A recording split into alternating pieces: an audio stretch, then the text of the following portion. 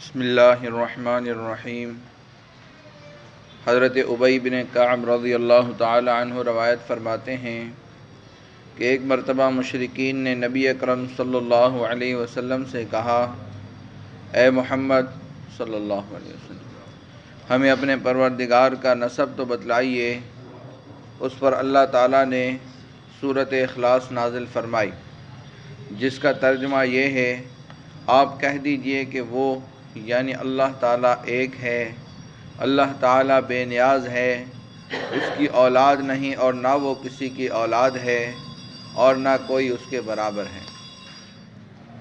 حضرت ابو ہریرہ رضی اللہ تعالیٰ عنہ سے روایت ہے کہ رسول اللہ صلی اللہ علیہ وسلم ایک حدیث قدسی میں اپنے رب کا یہ ارشاد مبارک نقل فرماتے ہیں، آدم کے بیٹے نے مجھے جھٹلایا، حالانکہ یہ اس کے لیے مناسب نہیں تھا، اور مجھے برا بھلا کہا، حالانکہ اسے اس کا حق نہیں تھا۔ اس کا مجھے جھٹلانا یہ ہے کہ وہ کہتا ہے، میں اسے دوبارہ زندہ نہیں کر سکتا، جیسا کہ میں اسے پہلی مرتبہ پیدا کیا تھا، اور اس کا برا بھلا کہنا یہ ہے کہ وہ کہتا ہے، میں نے کسی کو اپنا بیٹا بنا لیا ہے، حالانکہ میں بے نیاز ہوں، نہ میری کوئی اولاد ہے، نہ میں کسی کی اولاد ہوں، اور نہ کوئی میرے برابر کا ہے۔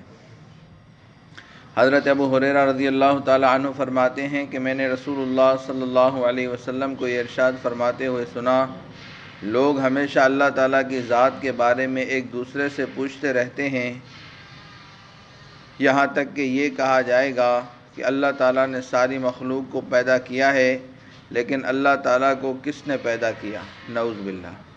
جب لوگ یہ بات کہیں تو تم یہ کلمات کہو، اللہ احد، اللہ الصمد، لم یلد ولم یولد ولم یکن لہ کفوا احد۔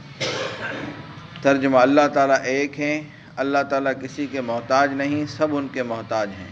نہ اللہ تعالیٰ کی کوئی اولاد ہے اور نہ وہ کسی سے پیدا ہوئے ہیں، اور نہ کوئی اللہ تعالیٰ کا ہمسر ہے۔